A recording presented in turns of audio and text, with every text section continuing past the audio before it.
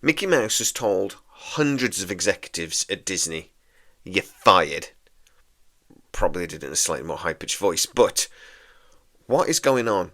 Why are they sacking executives? Is this the death of streaming? Is this a reflection of massive money problems at Disney? Or is there more going on? We can exclusively actually explain why there are quite so many redundancies over at Disney. Welcome to the Tachyon Pulse podcast. Our Tachyon pulse has been unable to completely penetrate the anomaly. So Deadline actually dropped this story yesterday, exclusively, that there are hundreds of executives being fired, being made redundant over at Disney. These are top executives. These are like vice presidents of Hulu and vice presidents of this and that and the other. And it does go across the corporate board over at Disney. Hulu are being affected, etc., etc. But why is it happening? There are two reasons. Disney has had some financial problems in the last couple of years. They just have. And there is a belief that they do need to cut costs in certain areas. Corporate legal is one area that they decided to cut costs, and across the executive board as well. That they just need to shrink down some of those management responsibilities. There's also an element that the Hulu merger is pretty much done, and they're merging Hulu into the larger management structure. But that is not how these redundancies are being hailed in lots of areas of the YouTube world. That this is the death of Disney and the death of streaming. Is it? Streaming for Disney has not gone great. That's fair to say. They were losing $500 million a quarter at one point. $500 million a quarter. That's $2 billion a year. And they then, though, realised that they were just trying to put too much stuff on there. And they had Disney, they had all the Fox stuff, they had all the Hulu stuff here in the UK, and it was just too much. It was costing them too much money to have all of this stuff on service, and they cut a load back. Since then, they've pretty much been making money. They have cut budgets for certain things, and they have cut the amount of original content they were making. But there is a problem, that's fair to say. Daredevil, I think, is going to be the example for two reasons of what I'm going to talk about mainly in this video. One, that Disney Plus isn't doing very well. Daredevil was good. It was actually not as good as the Netflix first season. It wasn't as good as the first season of Netflix. I would say it was on par with the second season. Maybe not quite as good as the third season. But it was on par with it. It was in the ballpark. It felt like that series, and it wasn't going to. Originally, when they started filming before the strikes, it was going to be very different. It was going to be more like he was going to be wearing the gold suit and things like this. She-Hulk was probably going to appear. That's why he did his little cameo in the She-Hulk series. It was going to be different. They stopped. They realised they needed to make massive changes. They realised it needed to be more like the gritty, dark, original series on Netflix, or fans would go berserk. And they did something that was excellent. But it didn't get the viewing figures. It just didn't get the hours. A lot of people are saying it's a disaster, it's a complete flop. It's not. But it didn't do as well as they were expecting. Season 2 has been greenlit, and we're going to be getting Jessica Jones back and a couple of other things, and I'm really looking forward to that. I loved Daredevil, and it's great, but didn't do very well.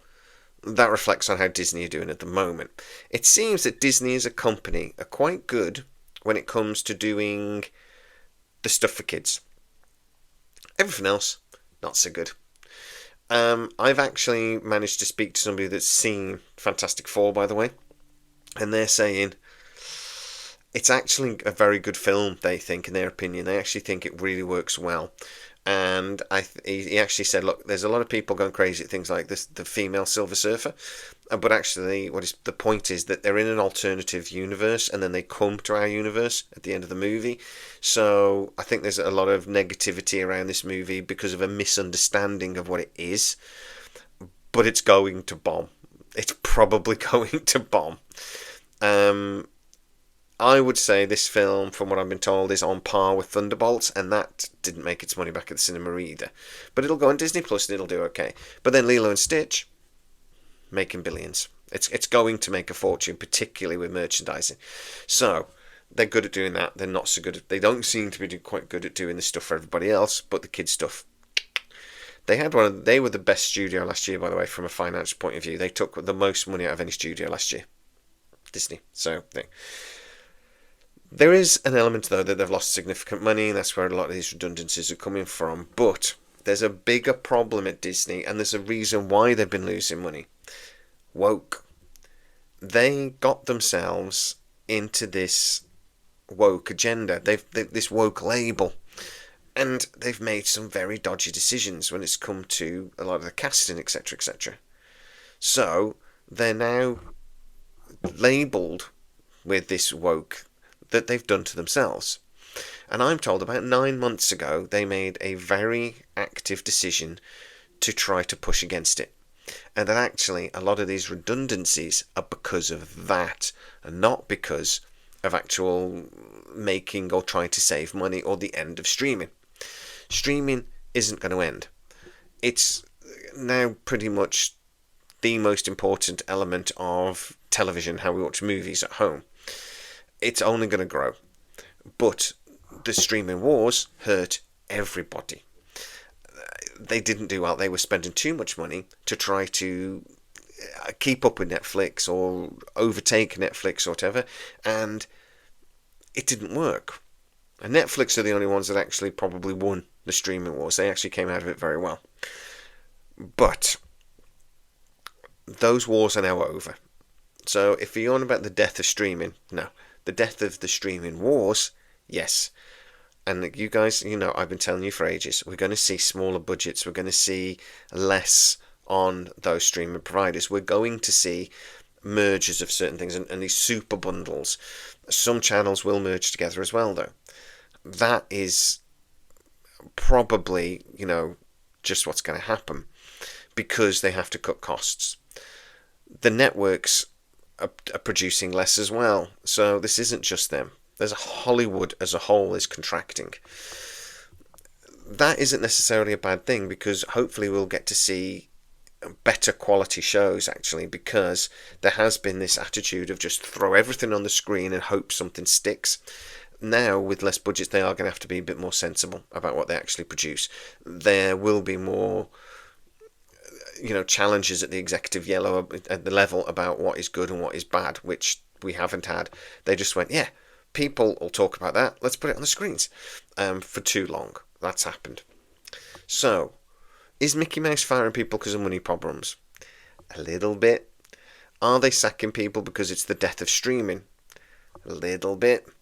Are they sacking people, though, because they are desperately trying to get away from this label they've created themselves, and they're getting rid of a lot of the people that caused this problem in the first place?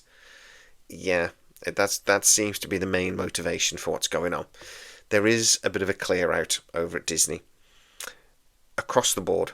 Across all of the subsidiaries. Other than sport, actually. I think sport's going to get away with this pretty clean because that is actually one of the things that stayed profitable for Disney regardless.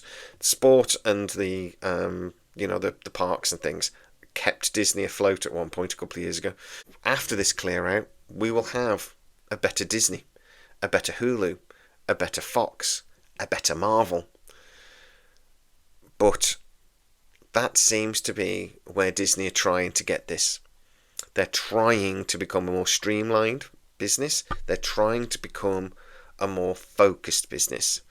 And they're trying desperately to get away from a label they gave themselves.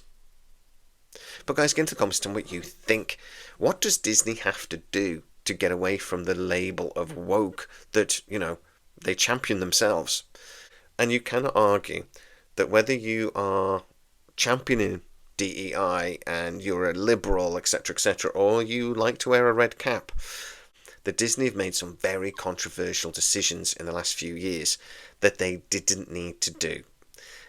And they've really, really caused a problem themselves. I'm looking at She-Hulk. They directly pointed and poked the woke bear, and then were surprised when it bit back. But get into the comments and tell me what you think. What does Disney have to do? Make better television and movies. That seems to be the obvious, right? If you are new to the channel, please like, subscribe, hit that bell notification. It really helps us out and you'll never miss any of our new videos. Also, you can actually become a member of the channel and you'll get to see a lot of our videos hours before everybody else. Go check that out. As always, please stay safe and I'll see you next time. Our tachyon pulse has been unable to completely penetrate the anomaly.